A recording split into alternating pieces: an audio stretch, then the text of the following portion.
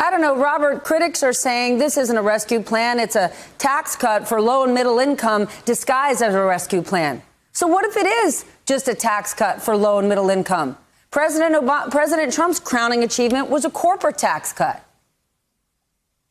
Yeah, I was about to say, if the charge of this is we're giving help to low and middle income families in an epically tragic economy, I think most Democrats would plead guilty as charged.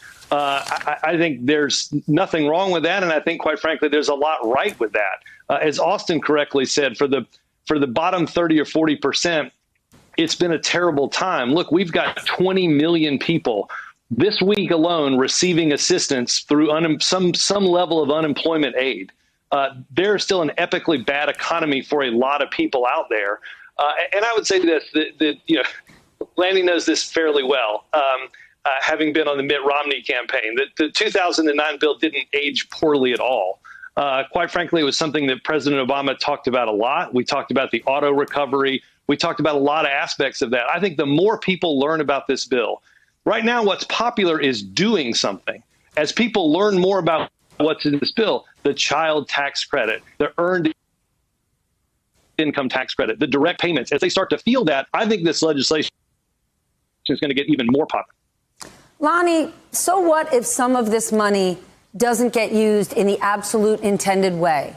Name me one single super rich person in America that pays their fair share in taxes. Over the last year, while the poorest Americans or middle income Americans were on food lines, you know what the richest people were doing? Moving out of high tax states into low tax states, moving out of America completely and moving on to super yachts. So this giant argument that like this money is going to be misused and people aren't going to go get jobs.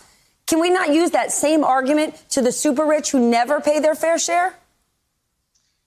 Yeah, I mean, I think it's unconscionable, quite frankly, that you've got a lot of people who aren't doing more to help during this time. But look, the point is not so much that there's going to be misuse. The point is that you could have taken a smaller amount of money, targeted it more directly at this lower 30 to 40% that we're talking about. I don't think anybody disputes that there should be assistance, that there should be help. Unemployment insurance should be extended, that we should find incentives for work, that we should look at the child tax credit expansion, that we should look at direct stimulus payments for those, again, who are on the lower end of the income distribution. Why not target the assistance there? You've got a package now that goes up to $160,000 a year for a family.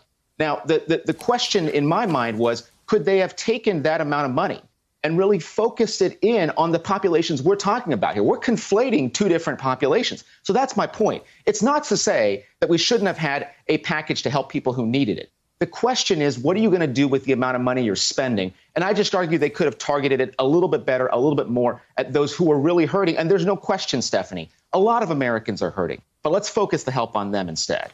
Thank you. Thank you. Thank you. Thank you very much. Thank all of you out there. Thank you as always. Thanks to at home. Thanks for watching. Thank you so much for letting us into your homes during these extraordinary times.